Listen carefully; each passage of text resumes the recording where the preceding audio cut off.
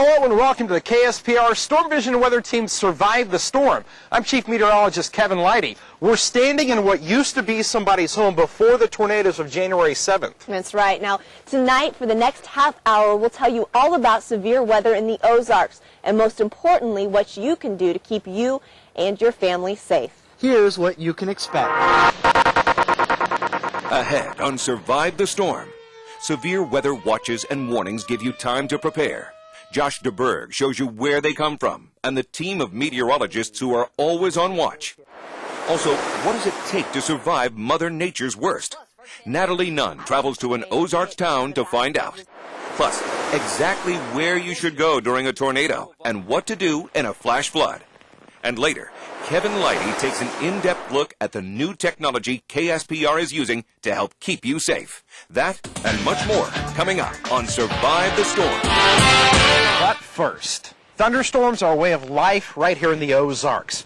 On average, we see 60 days of thunderstorms throughout the year, and they range from your typical afternoon shower to severe storms with large hail, damaging winds, and heavy rain. Severe thunderstorms are storms that have hail larger than pennies and or winds in excess of 58 miles per hour.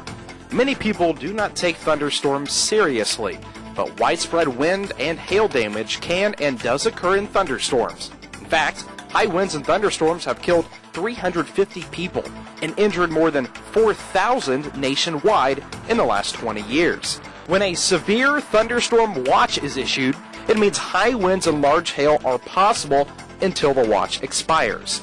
If a watch is issued for severe thunderstorms, secure loose objects that could become airborne.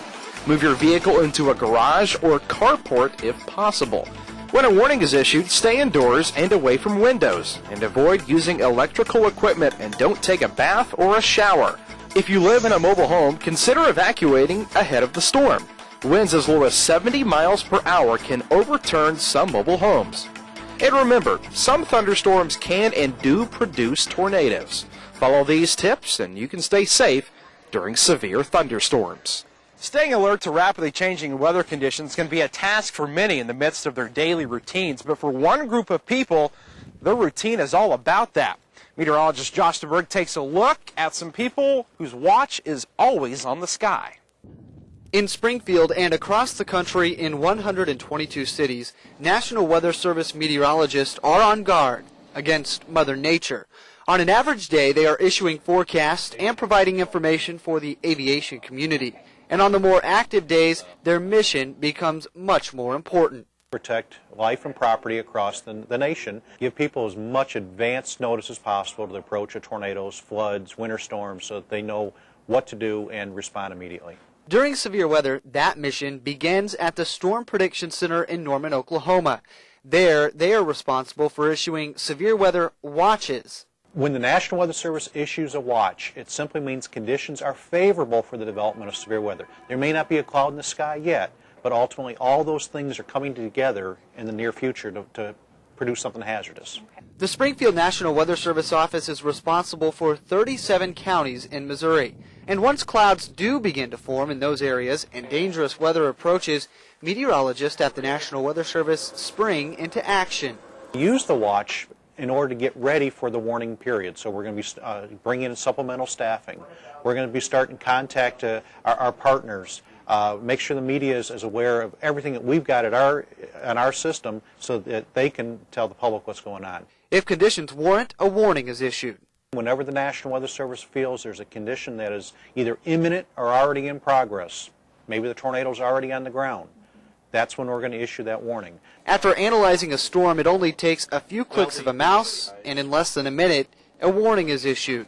Then, emergency management officials activate the proper resources, and that warning is forwarded to the Storm Vision Weather Center. A blanket, and I mean a blanket of tornado warnings that are in effect here. You can see multiple people issuing warnings at the same time can be quite complicated, but ultimately it's something that we're here to do, so we have practiced that and performed it as best as we can. Coming up after the break, an Ozarks family's story as a tornado bared down on their house. I thought I was going to die. What they did to survive. And later, now that you know what to do during severe thunderstorms, we'll tell you how to survive if you're caught in high water. But first, do you know how hail forms? It's one of Mother Nature's destructive forces. Hailstones can range from the size of peas to the record-setting size of a volleyball. Yet even these large hailstones start as small as a grain of salt. Once water condenses on that particle, a raindrop is formed, and within the thunderstorm, that raindrop is carried up and down by the violent updrafts and downdrafts within the storm. As the raindrop is carried upward, it freezes because of colder temperatures. The ice then gets too heavy, so it falls toward the earth, all the while gathering more water droplets. Another stronger updraft may carry the small hailstone upward. It refreezes and falls again, and this cycle continues until the hailstone is just too heavy and it falls to earth. The stronger the storm, the stronger the updraft, the larger the hail. And did you know you can cut a hailstone in half and count the rings inside to see how many trips it made up and down in the cloud? Now you know.